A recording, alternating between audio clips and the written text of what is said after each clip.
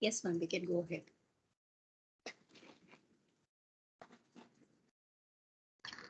I'd like to introduce the speaker of the session, Dr. Sreedevi who is the lead at Future Skills for Academia at NASSCOM.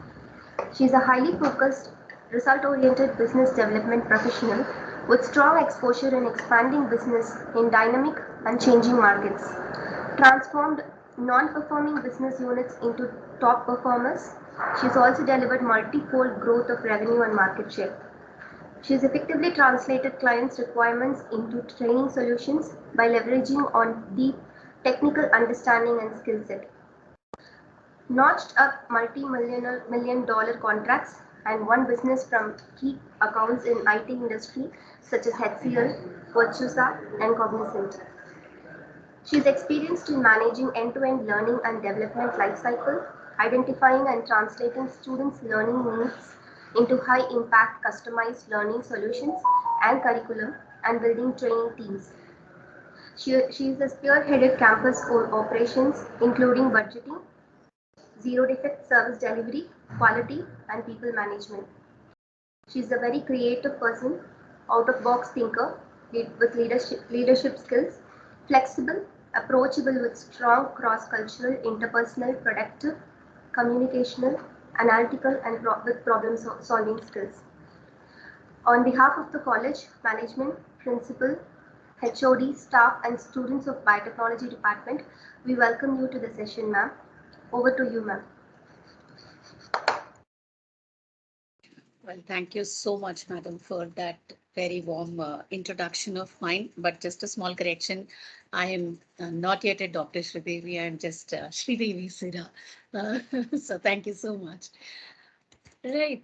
Good morning, everyone. I feel all of you must be doing great this winter morning and get up to spend the next 1 hour with us. Just a small question to you, Professor. Most of the audience who are here, are they students or are they students and faculty? Both, student and faculty. Yes, we need our students also to join as we discussed in the last meeting. Yes, I want them to register for future skill set on the spot so that they will know how to choose the courses and other things. In addition to that, participants are there. Absolutely. Thank you so much for that, Professor. Okay, so basically, I'll just tell you what's going to be the flow of the session is going to be. First few minutes, I think for about 10-15 minutes, let's spend some time on understanding what is IoT and how is it relevant for agriculture field and what is happening in IoT in agriculture field is concerned. Now, then I'll just move you on to, as biotechnology students and faculty, how is it that you will find your space in that field and what is expected of you for future?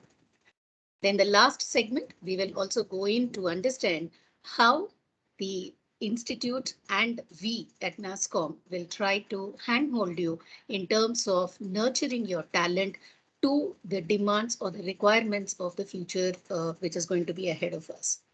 You're all, a very, very significant part in the future that is going to be, available to us. And without you significantly trained and aligned to the demands of the industry, then probably we will be a little shortcut. So that's precisely the last segment would be how do we use Future Skills Prime, which happens to be the national digital scaling platform. What exactly is available on that platform and what kind of things you should do so that you will secure your future. And the last 5-10 minutes, I think we will park for questions. We want to see, as biotechnology, should you really, I'm sure these are some of the questions which will be there in your mind. I'm a biotech student. Why am I supposed to be learning information technology? What will happen if I do this? I picked up biotechnology because I wanted to work in this core field. I am not interested in shifting into information technology. Then why learn that? So these are all some very, very common questions. I've been, talking to a lot of students across the country and professors. And these are some common questions, where do we see ourselves in that information technology zone, and why are we important over there? So those are all things that we will cover, and then we'll close the session. So on that count, let me just share my screen for the first segment. Just a moment.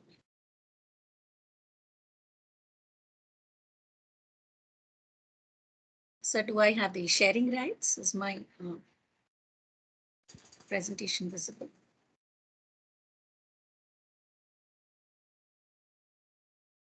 Yes, ma'am, it is visible. It was visible. Now you have changed the screen. Yeah, it's there, right? No. Yeah, ma'am. Fine. Put it on presentation mode.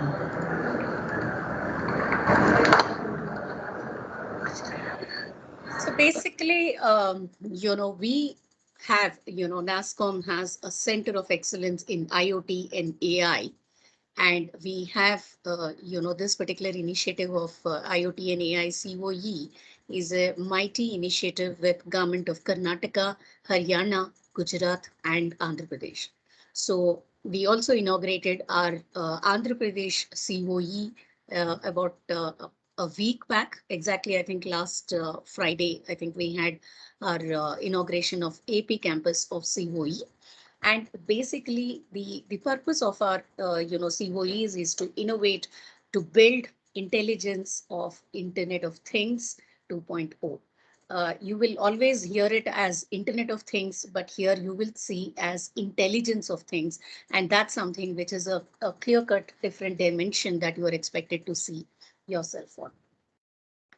What is NASSCOM? Who we are? We at NASSCOM, we are here over last 30 years of innovation. We have been there, and we are here to transform the industry.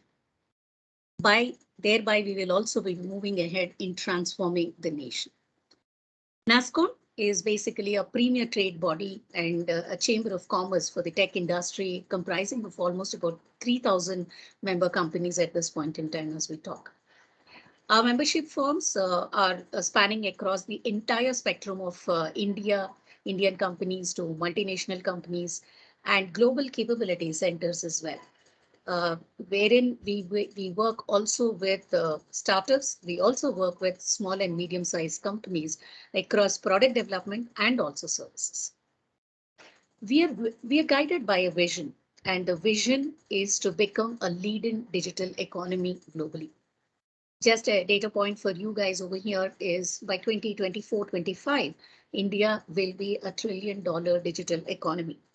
And that's not going to be possible without you participating in there. NASSCOM, we focus on accelerating the pace of transformation of industry to emerge as a preferred enabler for global digital transformation. In one word, if I just have to simplify this, we want, when the world thinks about digital resources, digital economy, digital transformation, digital resources, the only destination or the first destination that they should look at is certainly going to be India. That's the vision that all of us are working at. We are a not-for-profit organization. We are having a headquarters in Noida, and we have all the other offices in Bangalore, Chennai, Hyderabad, Calcutta, Mumbai, Pune, Thiruvananthapuram, and Kochi. I operate out of Hyderabad location.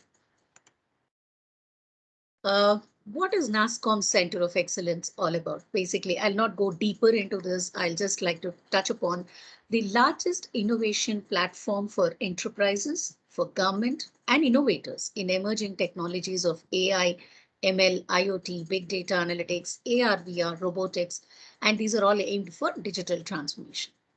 We also provide a collaborative sandbox for experimentation, innovation, and problem solving capabilities. This is basically a platform for best minds from industry, from academia, from startups and government. We want to drive a culture of coexistence, research to find solutions of complex business problems that India is having, and also innovative quotient of workforce and development. That's exactly what we are planning to do via the capability or the COEs that we are having. When we talk about NASSCOM COE, you will see that the entire thing is spread into four structures that we're talking about. One is the startup ecosystem. And then there is industry ecosystem, there is government ecosystem, and research and academia and ecosystem. So this particular pillar is where you are.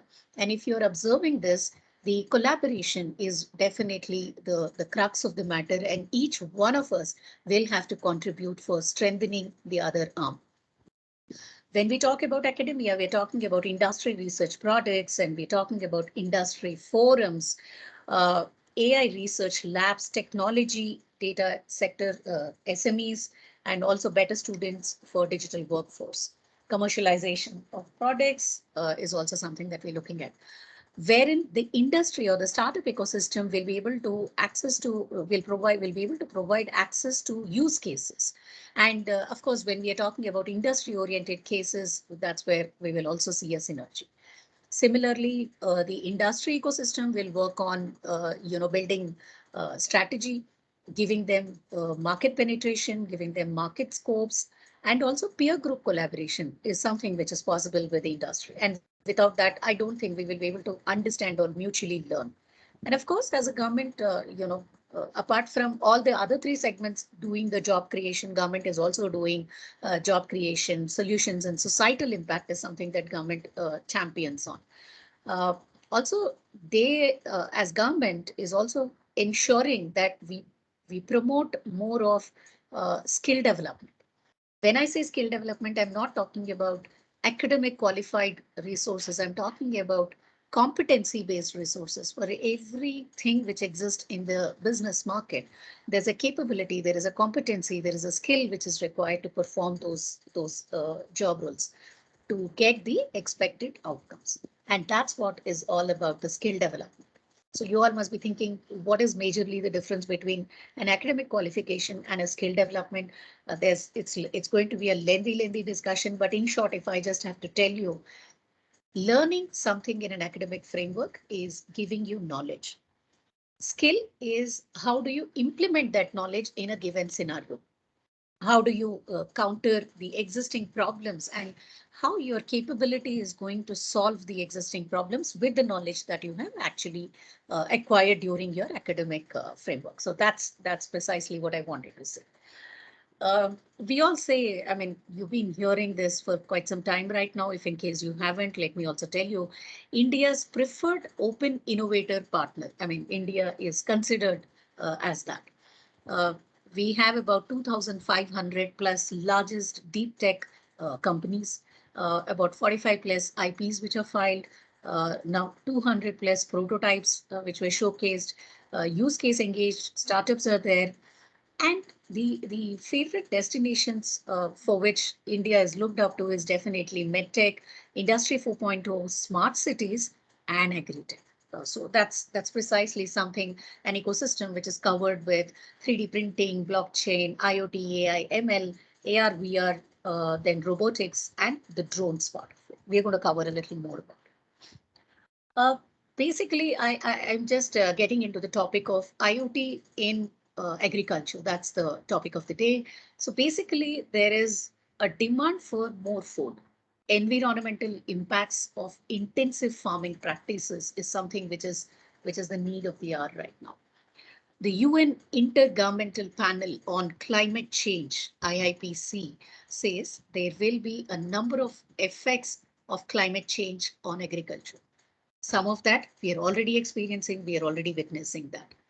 The Food and Agricultural Organization predicts that global population will reach about 8 billion people by 2025 and 9.6 billion people by 2050.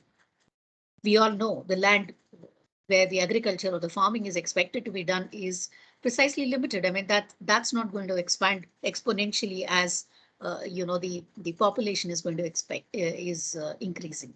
So what I mean, this definitely is a big problem, and we are expected to solve for this. Precision agriculture thereby provides the possibility to do the right things in the right place, at the right time, and the right way. That's all right things coming together is something which is called as precision in agriculture. Bases its applicability on uses of technology we need to detect and decide what is right. Because what may be right to you alone may or may not be right for the global, economy or global climate or global population. So that definition of right that we call is something which is definitely really very important, and we need to focus on that. Applications of whether we call it as a smart farming or precision farming. There's some things called as fleet management, arable farming, large and small field farmings, livestock monitoring, indoor farming, which is in form of bonsais that we keep looking at it, but that's not farming. It's just a part of the growing of trees, part of it. But there is so much that indoor farming is actually picking up, and we know of examples of crop patterns and crops being done in an indoor fashion as well. Fish farming, all of us know about it. Forestry, which is very, very important so that the climate changes are not heavily impacted. And also storage monitoring. It's just not enough to produce. We also need to look at how do you appropriately store the entire things that are created. Uh, what do we mean by precision farming? How does it work? There are some case studies that we've taken up over here for you. Smart farming, the benefits of smart farming is definitely it will give us potential to save water. It reduces the need for fertilizers and pesticides and energy. If you see today, a lot of these organic foods that we hear of, they all claim. I'm only saying claim because I don't know, how far is that true, but maybe to a large extent it will be true, uh, that they don't use pesticides and they use manure which is domestically created. I mean, these are all very heavily useful ways of farming that they are actually using, and that's the reason why the organic foods that we actually see today are very, very popular. It lowers the environmental impact on farming, of farming, and also improves the product quality, nutrients, and the taste. And that's something that I can definitely tell you, because whenever you cook the normal things versus the organic food, I can personally make out the difference, and that gives us, the confidence that what we are doing is something which is really helpful. Now, basically, the agriculture is meeting the IoT, which is one of my favorite statements in most of the conversations that I use is right from agriculture to aerospace, everything is touched with technology today. And if you want to be surviving, growing, or evolving in any of the fields, you need to understand what's the impact of this technology and how it is going to affect the segment that you are actually choosing. And that's the reason why we are here to talk more about how agriculture is meeting IoT. There are, some of the examples that I picked up, which are available. This is an Agreno application which was created, an easy to use smart application that advises farmers how much to irrigate, when to irrigate their crops using the data from sensors that are installed in their fields. We are focusing small and medium farms on that through this application which was created. This to me is an innovation in itself, and there is so much that can come out of what is going to be an outcome of applications like this. Using Agrenio app, farmers can actually look at saving water, reduce production cost, improve product quality, and protect the environment. So these are the benefits of using the application. There's a research which was conducted, and this is called as BChem research, and business and market drivers and technology drivers were highlighted as part of that.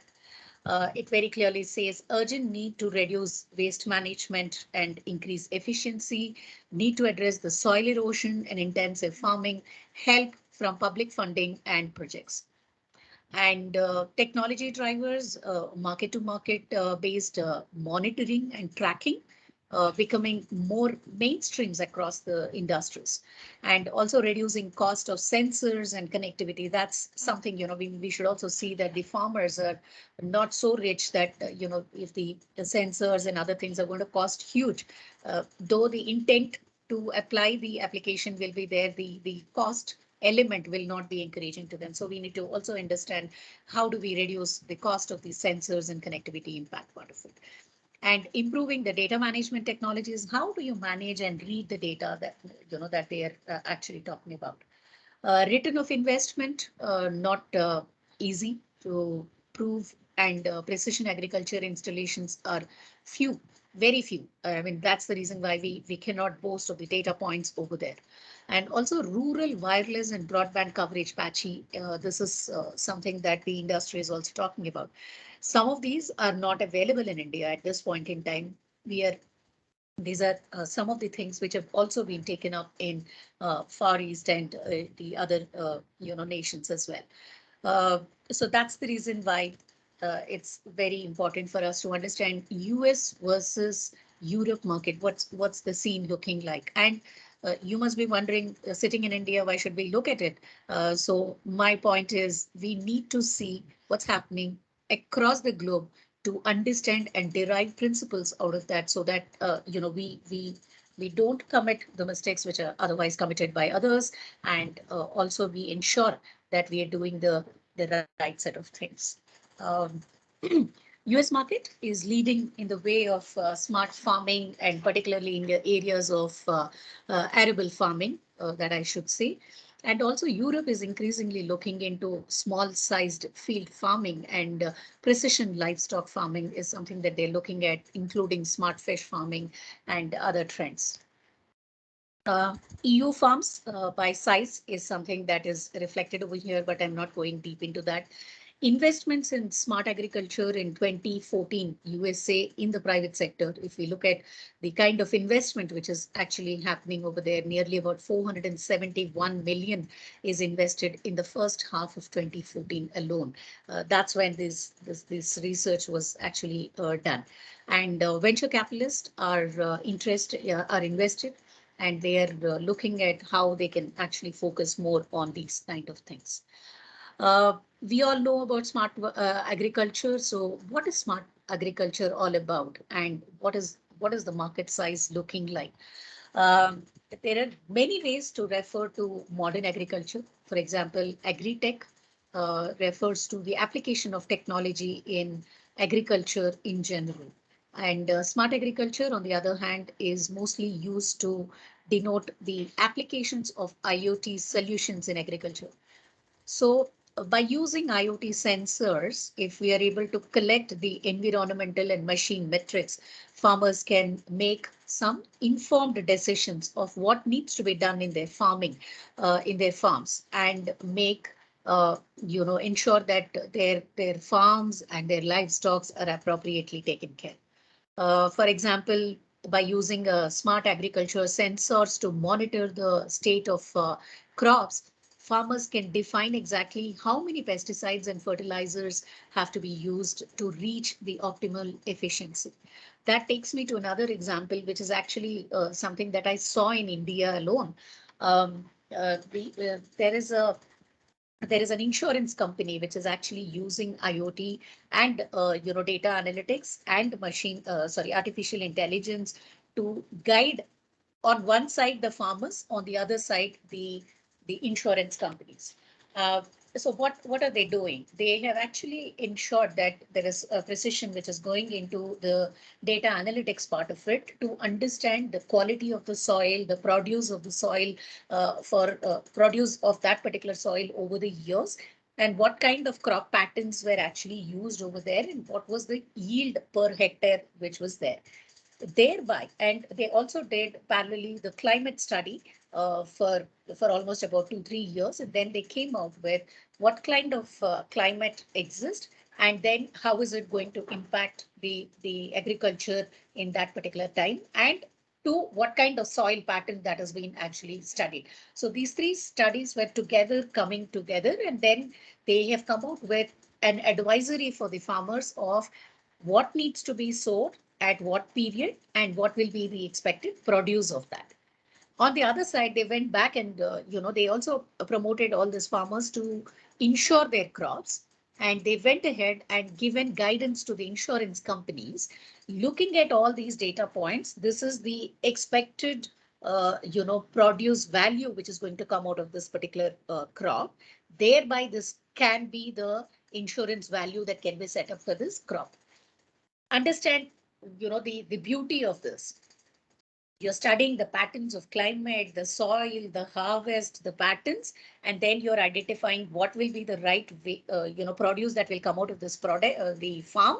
And you're also telling the business element, saying that this is the tune to which this crop will be there. And thereby they went ahead and did the insurance, and end of the year they saw how all of it was coming together. This was done as an innovation, and I know of this company personally, and I've been in discussions with them. It was very interesting when these discussions were happening. I was trying to understand how the entire thing is going to come together, and when eventually this happened, it was a win-win situation, I must say, for everyone. Not that you may not be aware of something like this, but with my limited knowledge, I think that's one of the fabulous examples of technology in agriculture. Now, basically, what are the benefits of smart farming and how IoT is shaping agriculture? One way, it is definitely giving everyone higher revenue.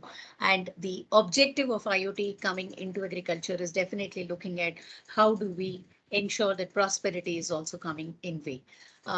Basically, as I said, we're talking about data and tons of data which is collected from agriculture, using sensors, weather conditions. All of that is one benefit point for us. And the better control over internal processes as a result of low production risk. So if we know what is going to be the output of this particular soil during this particular climatic conditions, and thereby we know how much to invest in that. So the farmer is not at a loss. So these are, you have controls of what you want to do in that farm. And of course, the smart agriculture will also give you various ways and means of doing waste reduction and also cost management. I mean, that's something which is really very important. Increased business efficiencies, as I just given you an example, and enhanced product quality and volumes. When you study so many things, and thereby you are taking an informed decision of what needs to be done in your agricultural field. Obviously, it's going to be more of product quality and volumes. But with a rider, I will say climate is not in our control. So that's where I think indoor farming is something which will be an answer at a later point in time, which is not a reality right now. But see, we cannot predict, whether there is going to be a heavy a rain or a cyclone or a wind farm. What's going to come is not definitely predictable. Before you actually saw the field 3 months down the lane, you cannot say what's going to happen 3 months later.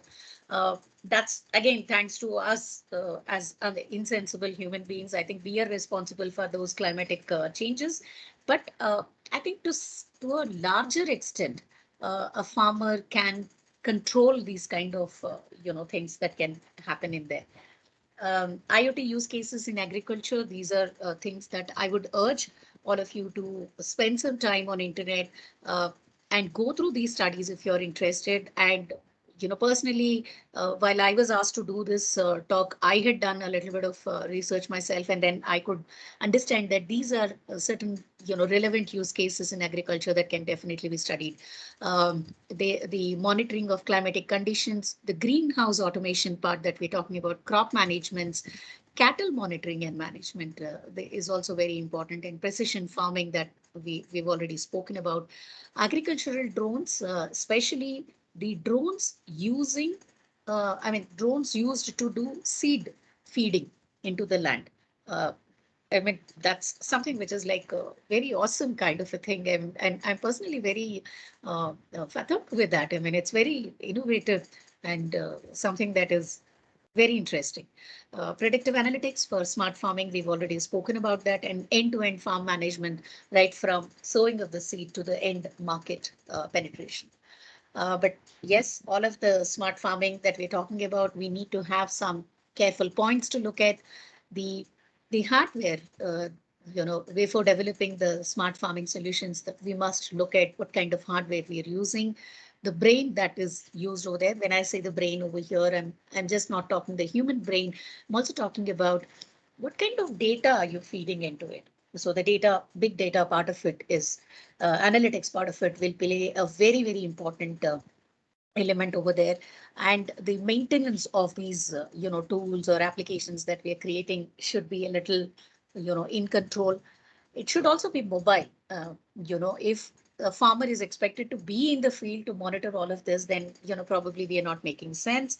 Is there a possibility that sitting in his home, can he look at, monitoring all of this? And, that mobility of applications which are created is something which we must definitely look at. The infrastructure itself is a very innovative one. And also, how do you connect the basic challenge that we always see in a nation like India is the connectivity part of it. We always have challenges with electricity, connectivity, the internet connectivity. So these are things which are getting fixed in bits and pieces right now. So how do we ensure that all the devices are talking to each other and there is no breakage anywhere? And we also should look at what is the data collection frequency that we're talking about, because on the second point, when I'm talking about the brain and the big data, collection part of it or analytics part of it, the collection frequency also matters. So that's something that we must definitely play our mind with. And you've collected all of this, and if you're not keeping your data secured, then you're just keeping a lamp in the wind and expecting the god to come and save it. So cybersecurity is definitely an important element, and data secured in the agriculture industry is something which is very, very important.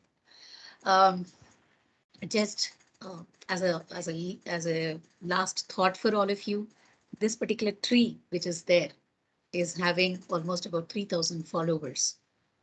Do we have those? If that, and that's what a technology can do to, and a tree. And we should all definitely be using technology and going forward with it.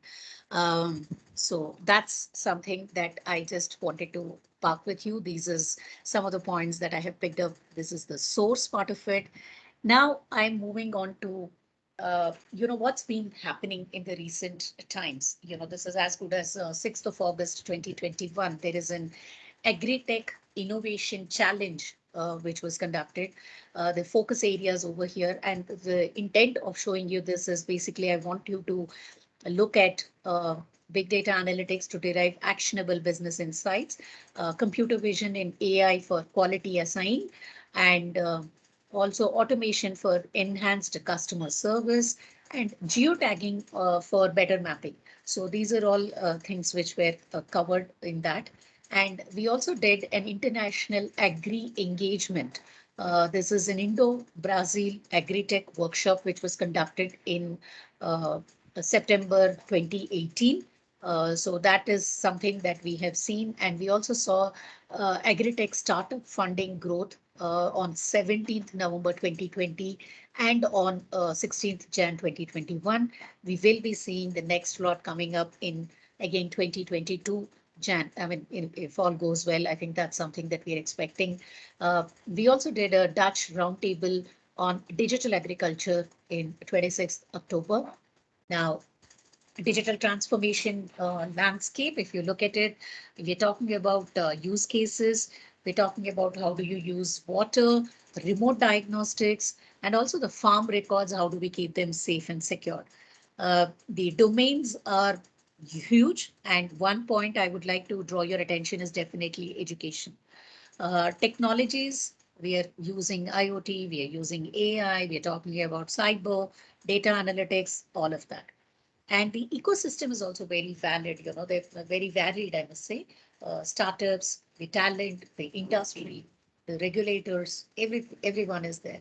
And there are a lot of foundations which are, talking about how do they come forward in terms of ease of business, policy level, we are always there to help out, and also the standards of policy, which is like ISO and all of that. technology applications within agriculture. I'm not going deeper into it. I'll just touch upon right from sowing, the soil, the supply chain management.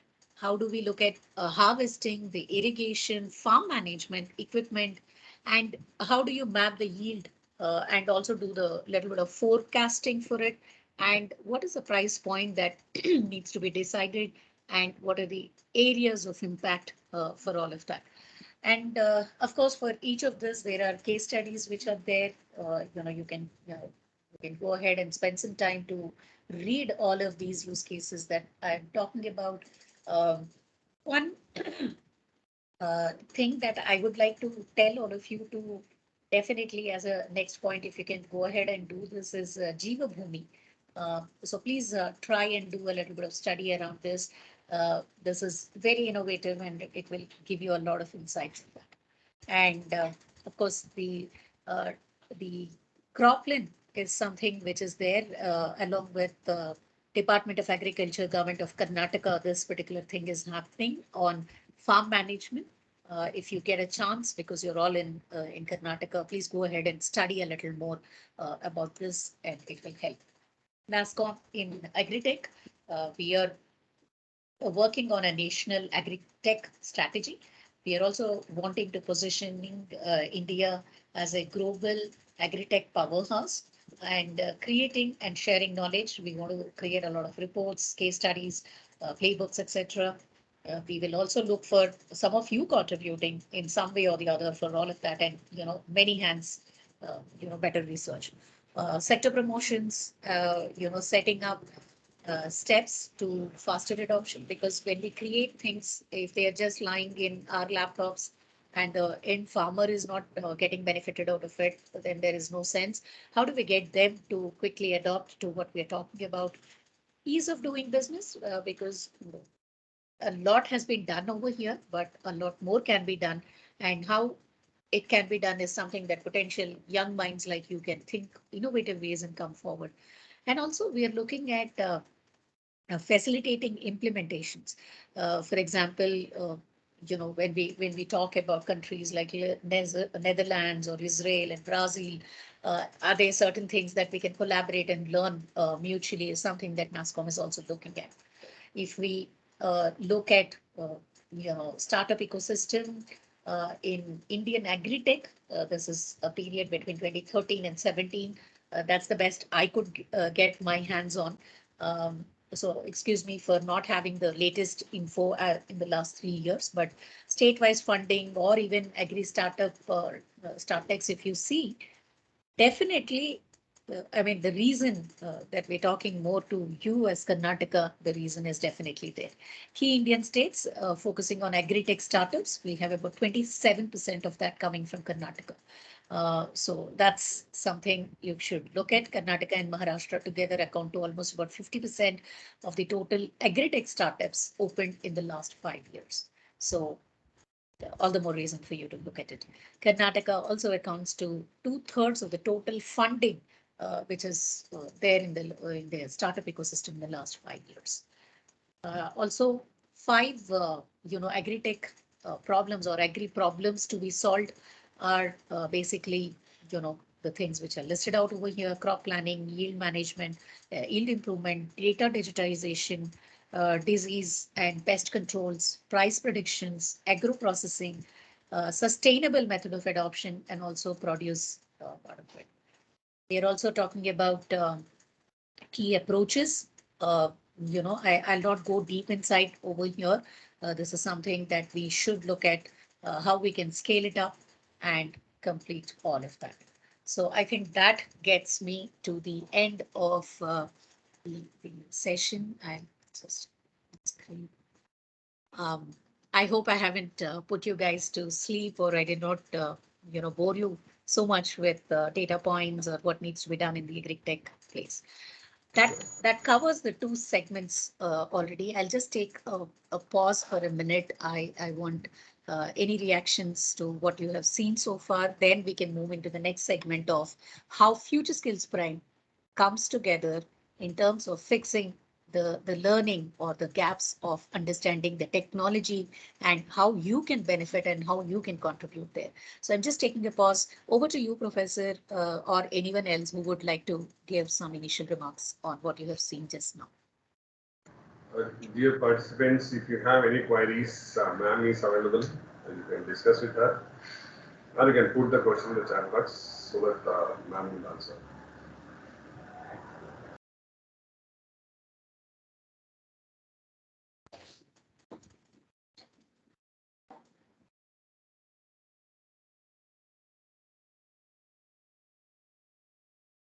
So for want of time, I think I'll move into the next segment, Professor.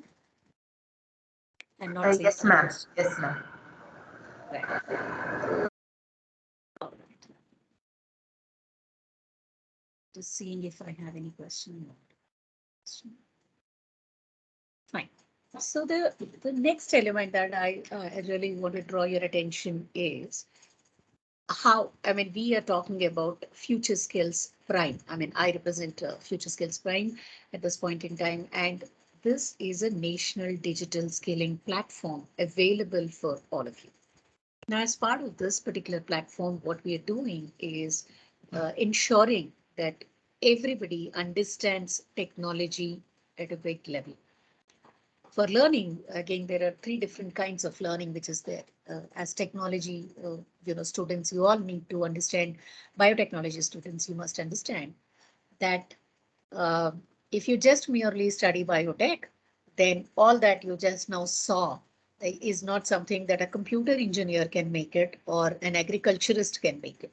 This is basically the job that is assigned to you guys to understand both the worlds of technology and also things like biotech and also the agri-tech part of it, and thereby go forward with it. And to to to all of you, I must say, biotechnology and agriculture, they're not being different. I mean, for over years, if you see, I don't know how many of you know about there is a research wing which is available in Hyderabad that I know of, which actually studies the rice. There is a rice research unit which is available over here. And all the people over there who are working are all biotechnology people like you. And they're all doing research. They're all doing, the study of all of these things that we talked about, and they're implementing all of them. You talk about today the COVID vaccines which have come out. Most of it has been a contribution which most of the biotechnologists across the world have actually worked on, understanding, reading the data part of it, coming out with logical solutions, and thereby coming at a conclusion of what needs to be the appropriate solution for it, and thereby the vaccines or the potential medicines were actually uh, created. So coming back, onto the Future Skills Prime platform, I would just like to take you to the platform. It's very easy for you to come on to the platform. I will just share my screen. By the way, all of you are having logins for this particular platform that I'm showing you, and you all can log in and learn all of these things that I'm talking about. So the steps to register is very easy. You can actually put in your credentials over here. I'm just putting my credential. Um,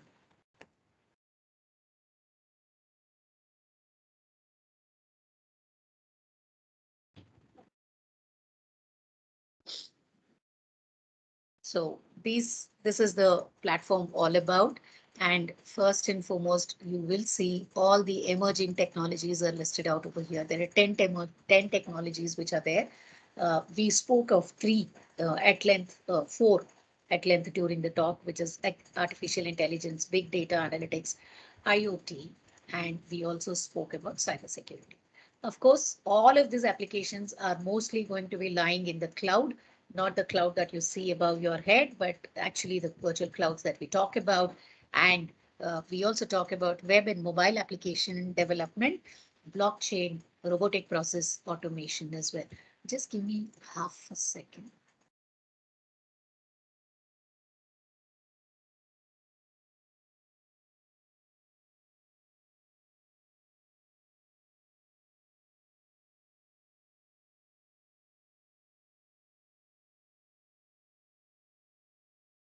Sorry about that. So all of these, and also we have seen robotic process automation as one of the tools which is used, 3D printing, AR, VR.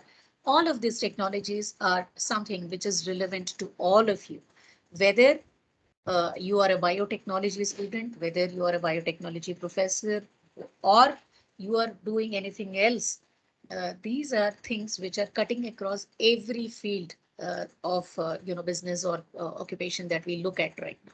So that's the reason why we want you to look at all of these and start learning things. I'll just take you a little inside the big data analytics carousel over here, and I would like to recommend the first thing that you will see is there are bridge courses, there are pathways, there are foundation courses, there are deep skill courses. So pathways and journeys, these are basically a half an hour to 40 minutes kind of learning for you. And this basically tells you two things. What is big data analytics all about? In various fields, what is the relevance of big data analytics? How? And then the third point is, what are the applications of big data analytics in all of the areas? For example, how does one get started with big data analytics? I'm an absolute novice. I don't know anything about big data. I can come and do a half an hour over here and I'll get some awareness about it. Then big data in fabric, how is big data used in fabrics? We spoke about prescriptive, predictive analytics over there. This is prescriptive analytics. How do you read data and prescribe what is required to be done? And what is single source of truth? When you have so much of data, what data do you rely on? Everything is looking true. Everything is looking relevant. What is correct? What is appropriate? And basically data warehousing, we also spoke about that, and basically big data visualization and advantage tools. And also there are theorems which are used. What is memory in databases? When you talk about so much of big data, what is the memory principles which are required to be used?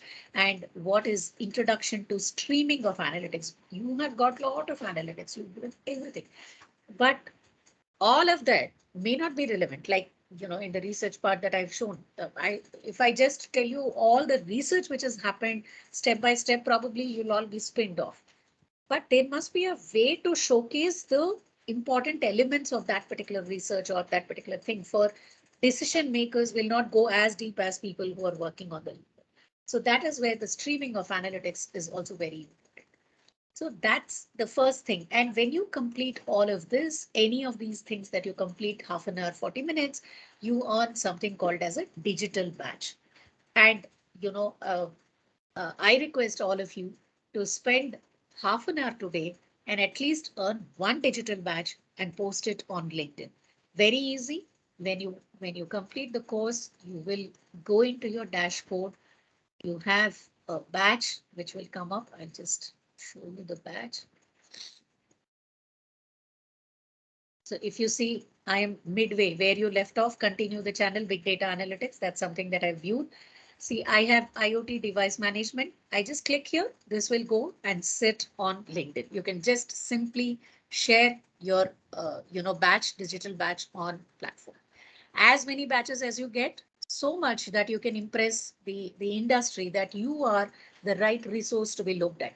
I'm not talking only about jobs. Even if you want to do research, even if you want to do your own startup, even if you want to go and start working with someone, or you want to go and work just on something that you're more passionate about, maybe a social sector that you want to go and contribute. This is a proof that you are the right resource to be looked at. So please go ahead and do this awareness part of it, all these pathways and journeys which are there. Please complete all of that and you earn your digital badges. Once you complete that, there is also a big data analytics course like this. This is called as a foundation course. This is the level at which you are expected to start when you get into the organization. So takes about 40 to 45 hours. There is Government of India incentive on that. For want of time, I'm not going deeper into that. And of course, there is a CDAC course which is there, and also the other set of courses which are job category courses. These are all called as deep skill courses, which are aligned to national occupational standard of the nation. Okay. Now, Since all of you belong to biotechnology, I have shown you big data analytics.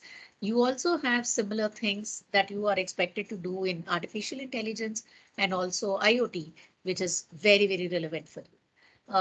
Of course, as I said, all the 10 technologies are relevant for you, but these three are the topics for you. And then, uh, if you just do technology, that's not going to be enough. You should also see that your professional skills are aligned to what the industry is looking at.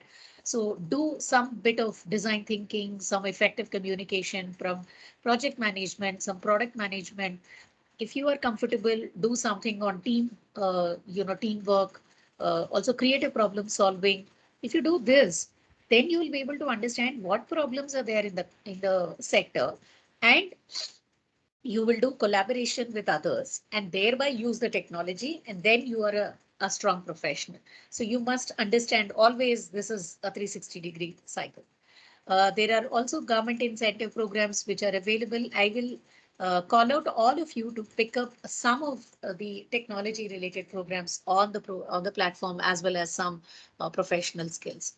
So let us just see if biotechnology, if I put, do we get something on the platform? So probably there's a spell check.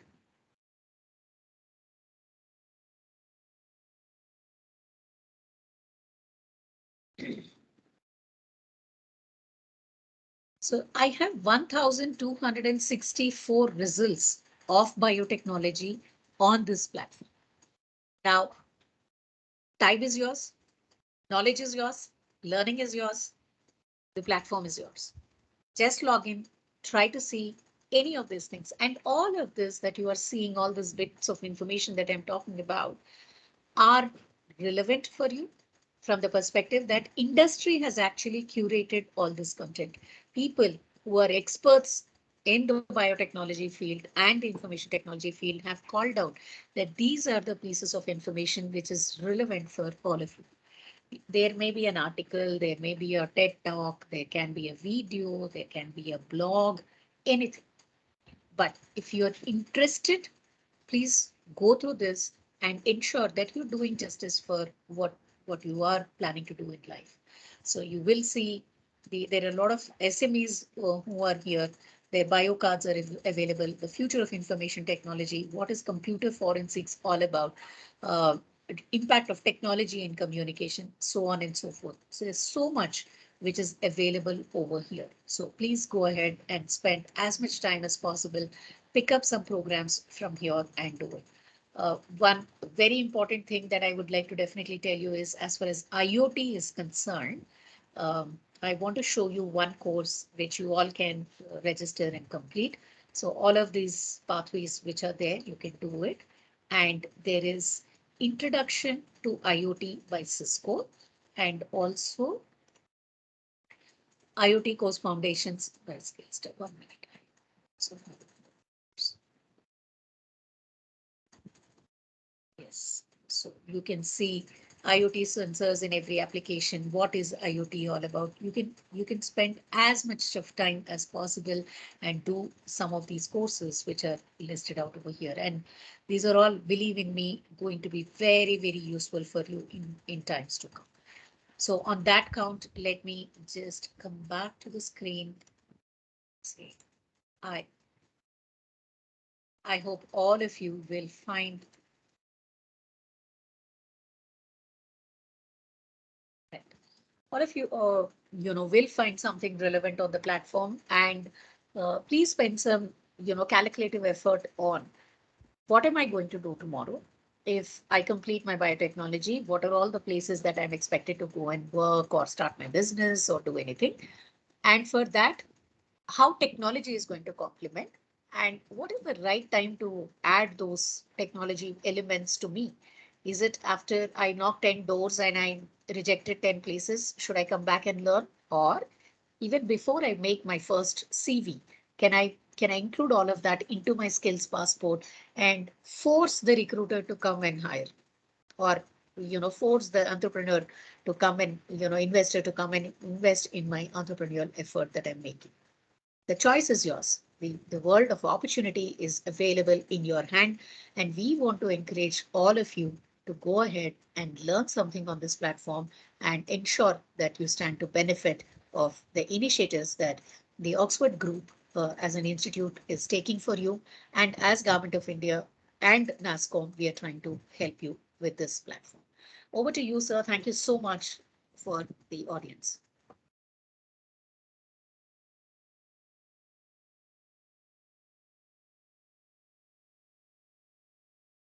Dear participants, if you have any queries, please do unmute yourself and you can have a discussion with ma'am, or you can post your queries in the chat box also. Dear students, I insist you people to interact with madam because it is a right opportunity given to you people so that you can take guidance from madam and you can fine tune your future.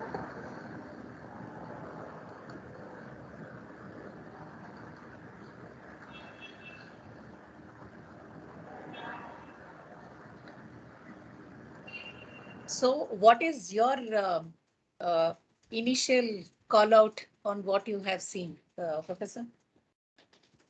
I think we need to give them a start.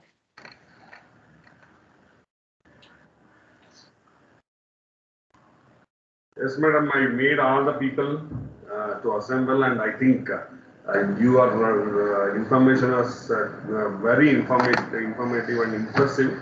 So it has shown us the different way of finding our career in IT field as well. Because so far we were confined only to the exclusive biotechnology. Unless we implement ourselves, unless we open up ourselves for the present demand, what is running in the society, I don't think we have any existence. So it is right time for all of us to think and update the technologies that the society or the industry is seeking at us. So that mere basic technology may not help us to reach the goal unless we opt or adapt allied technologies. It is, I think, and students are also quite interesting, and because their IQ power is much more higher than we people, because they are in the current generation, so they can change their mindset. They can definitely they can change their mindset, and they can go and do all these basic. First, understand the basic courses, as the madam said. You join for the foundation courses, understand what exactly it is talking about. Then you can think how exactly I can put this information in the biotechnology. Then you can go for the deeper courses or the broad courses.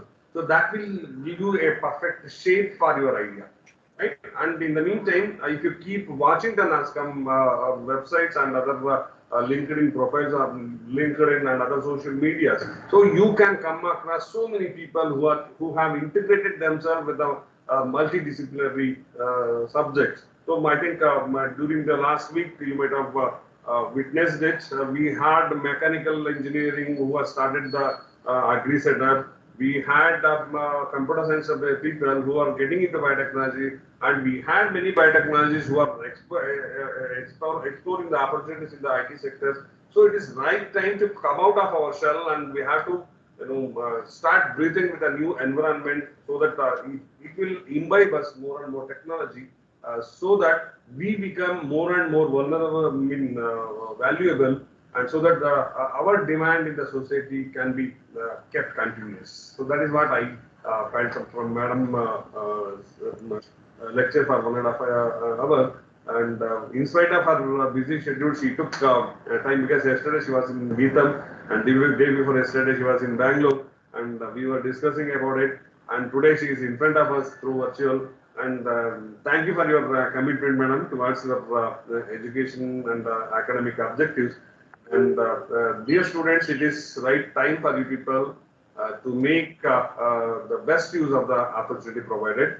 So please log into the future skill set, understand what exactly it is there, then do some fundamental courses, then start discussing, make a platform, start discussing, try to be connected with the people like ma'am. You will get maximum benefit out of it.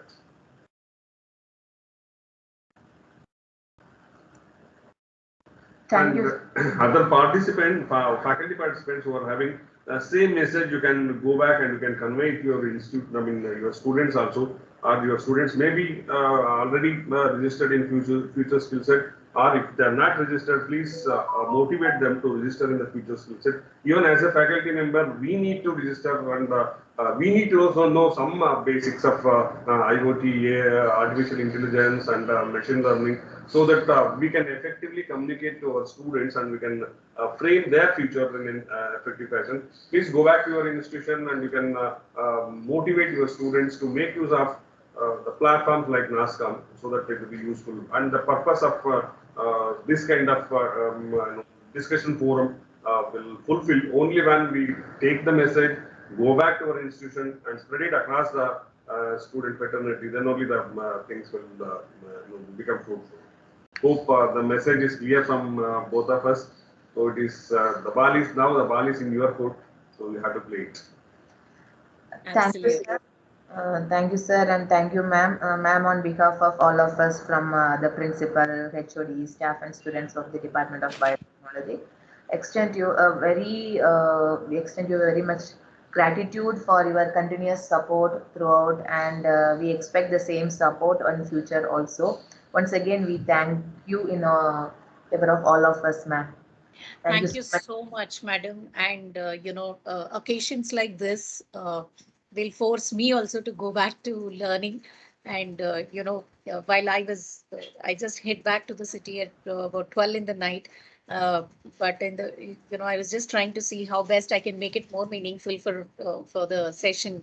So it actually drove me to actually sit and spend some time to learn a little before I actually came forward to talk to all of you. And I sincerely appreciate these kind of sessions where we are also learning, we are able to contribute something to the future of our generations as well.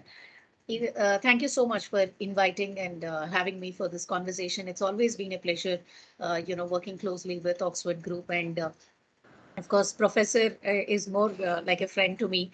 Thank you so much, sir, for actually inviting me for this occasion. If I may request all the professors who are on this call, if they can switch on their cameras, then probably we can just take a snap and wind off the session, if that's not a problem. Otherwise, we can close it. Dear participant, please switch on. Hello. Please switch on your cameras. The camera is allowed, sir.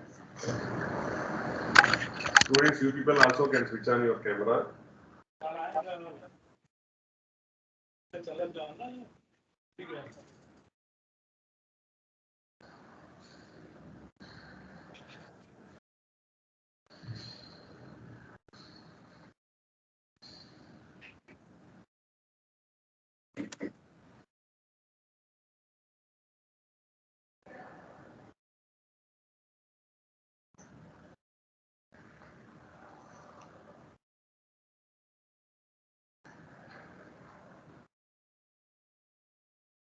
Participants, if possible, please switch on your cameras.